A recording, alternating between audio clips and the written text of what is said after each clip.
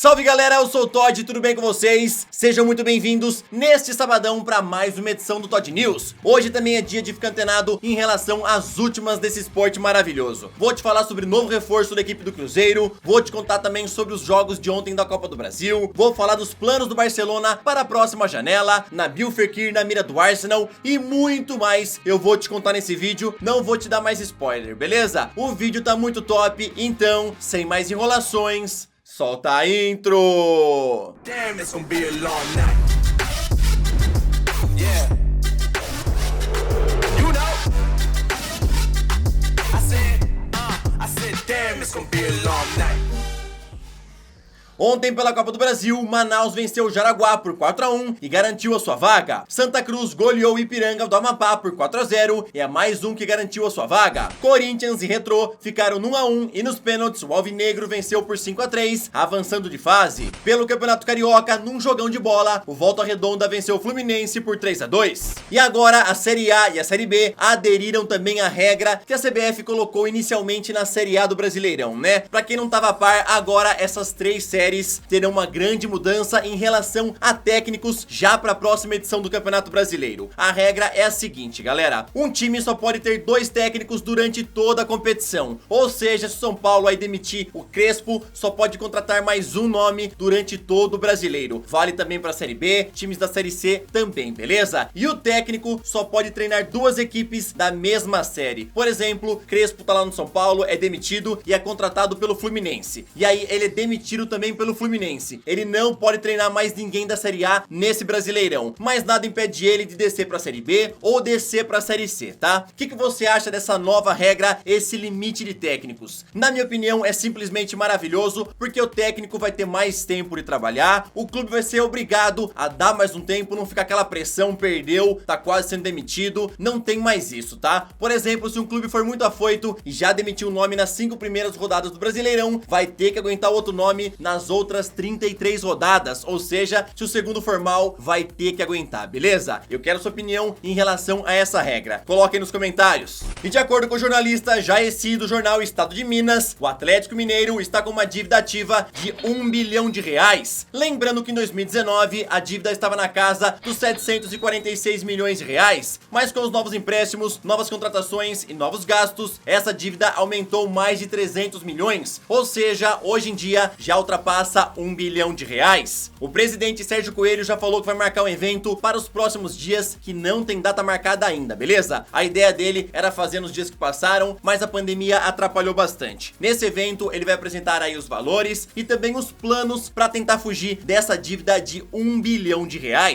E o Cruzeiro anunciou ontem o seu 8º reforço para a temporada, e ele é o volante Rômulo, de 33 anos. O jogador, que agora terá sua segunda passagem pela Toca da Raposa, não entra em campo há exatamente 8 meses. A sua última partida foi no dia 26 de julho do ano passado, quando defendeu o Brescia diante do Genoa pelo campeonato italiano. Rômulo, com a equipe do Cruzeiro, assinou um contrato válido por 3 temporadas e é esperado em Belo Horizonte neste final de semana. E o atacante Matheus Babi, que está emprestado pelo Serra Macaense ao Botafogo até o final do ano, já começa a interessar outras equipes da elite do Brasileirão. O Fluminense foi a primeira a se interessar, fazendo uma oferta de 900 mil euros. E agora quem entrou na briga também é o Atlético Paranaense. Segundo o Globoesporte.com, a proposta do Furacão é de 60% dos direitos econômicos, mas o valor não foi divulgado. Lembrando que a multa rescisória de Matheus Babi é de 3 milhões de euros, Botafogo tem 40% de uma taxa de vitrine. O Serra Macaense é quem manda se vende ou não, e o Serra Macaense já avisou também que só vende jogador se o valor chegar muito próximo desses 3 milhões de euros, que daria aqui no Brasil algo em torno de 20 milhões de reais. O Fluminense e o Atlético Paranaense já falou que não tem como chegar perto desse valor pelo atacante Matheus Babi. Apesar da oferta aí não ter sido divulgada os valores do Atlético Paranaense, segundo o Globoesporte.com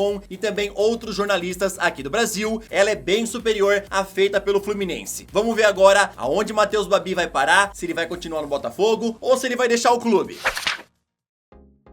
Agora que eu já falei do Brasil, me dá aquela moralzinha, né? Deixa o like no vídeo, se inscreve no canal caso você não seja inscrito e também aproveita para compartilhar esse vídeo com algum amigo seu, familiar, quem você quiser. Compartilha na sua rede social, no seu grupo do Zap, que eu vou te agradecer pra caramba, beleza? Não se esqueça também de ativar o sininho pra você sempre ser notificado quando sair algum vídeo novo. E eu tô com uma conta nova lá no Instagram, vai lá me seguir, ajuda a bater os 10k pra liberar o arrasta pra cima, tá? Agora, vamos dar aquele nosso rolezinho pela Europa. E o último jogo da Noruega pelas eliminatórias da Copa do Mundo, a seleção venceu Gibraltar por 3-0, mas Erling Haaland não marcou nenhum gol. Então o zagueiro Aymen Murrelli da seleção do Gibraltar deu entrevista à Rádio Onda Cero, falando sobre Erling Haaland e dizendo que achou que teria mais trabalho em marcar o norueguês. Se liga no trecho, abre aspas. Acho que ele foi um dos mais perigosos que enfrentei, mas eu esperava mais dele nesse jogo. Muitos pensaram que contra a nossa seleção do Gibraltar, por sermos um time pequeno, ele faria 4 ou 5 gols, mas ele acabou não fazendo nenhum gol, fecha aspas. Ele foi questionado também se queria pedir a camisa do jogador ao fim do jogo, e ele respondeu assim, abre aspas, eu não falei com Haaland, não tive tempo, não pedi a camisa pra ele foi substituído, e quando terminou o jogo, todos foram embora, e é óbvio que eu não ia correr atrás dele para pedir uma camisa, fecha aspas. E Vinícius Júnior, que já foi muito criticado pela imprensa espanhola, agora está vendo sua imagem mudar, inclusive ele estampou a capa do jornal AS, que colocou o brasileiro como Talismã Vinícius. A edição destaca que o Real Madrid venceu os últimos 8 jogos em que o brasileiro foi titular e perdeu ou empatou os últimos 3 em que Vinícius não foi escalado logo no início. Contando também as participações como titular ou reserva, o camisa 20 do Real Madrid já soma 10 partidas de invencibilidade agora em 2021. O Real Madrid é o atual terceiro colocado do Campeonato Espanhol, a 6 pontos do líder Atlético de Madrid. O jornal destaca que Vinícius Júnior tem que melhorar muito a finalização, já que nesse ano, em 2021, ele marcou apenas um gol, mas mesmo assim o jornal não tá falando mal, a imprensa não está criticando o Vinícius Júnior, falando que ele tá sendo uma peça muito importante lá no ataque. Só colocando esse adendo que Vinícius Júnior tem que trabalhar muito na parte da finalização, que aí sim ele vai ficar mais importante ainda na equipe do Real. E o Arsenal, que quer comprar Martin Odegaard ao fim da temporada junto à equipe do Real Madrid, e está vendo que o jogador sairá muito caro, isso se o Real quiser vendê-lo ao fim da temporada. Lembrando que no seu contrato de empréstimo não existe cláusula de opção de compra. Então a imprensa inglesa, Jornal The Sun, Jornal Daily Mail e outros jornais lá da Inglaterra afirmam agora que o novo alvo de Mikel Arteta, caso não consiga contratar Martin Odegaard, é Nabil Fekir, meio-campista lá do Real Betis. O jogador tá tendo bastante destaque na equipe espanhola e possui uma multa rescisória na casa dos 80 milhões de euros. Mas a imprensa espanhola já afirma que o Real Betis passa por uma péssima fase financeira e colocou um preço nele por metade dessa multa rescisória. Ou seja, venderia Nabil Fekir caso chegasse uma proposta de 40 milhões de euros. E é por isso que o Arsenal já estuda a chegada do meio-campista de 27 anos. O Real já falou desde o início, quando emprestou Odegaard para a equipe do Arsenal, que não tinha intenção em vendê-lo e por isso que não colocou opção de compra no contrato. Os caras querem receber o Odegaard no fim da temporada de volta e Zidane quer utilizar ele, né? Vamos ver o que é que vai acontecer. O que é importante você ter na sua mente é que o Odegaard é sim primeira opção lá no Arsenal, mas a equipe não vai fazer loucura, não vai gastar milhares aí de euros para contratar o Odegaard, principalmente porque ele deve custar acima dos 80, 90 milhões, beleza? Então o Nabil Fekir é uma opção muito mais barata por metade desse valor. O que vocês acham? Seria uma boa Nabil Fekir lá na equipe do Arsenal? Vale a pena lembrar pra você também que o Liverpool voltou a observar Fekir e também estuda fazer uma oferta, já que o valor do jogador tá bem abaixo da multa rescisória.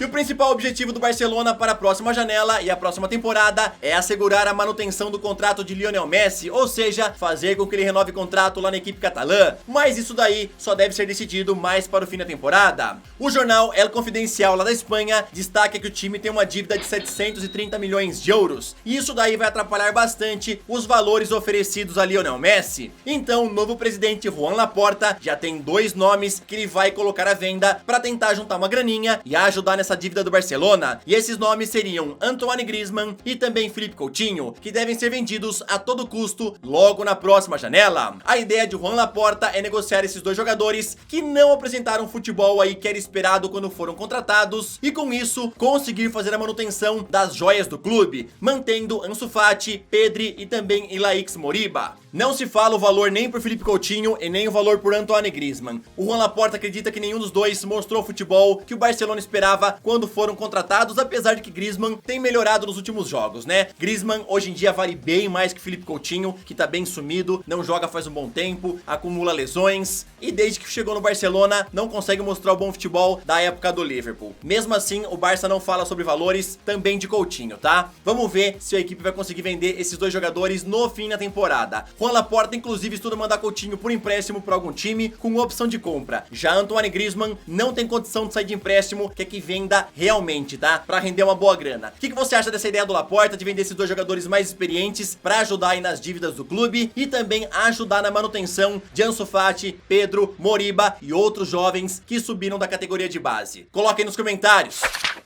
Bom, galera, essa daqui foi mais uma edição do Todd News. Eu espero que vocês tenham gostado. Comentem sobre tudo, bora bater um papo, ter uma discussão sadia. Tamo junto, valeu, até o próximo vídeo. Falou!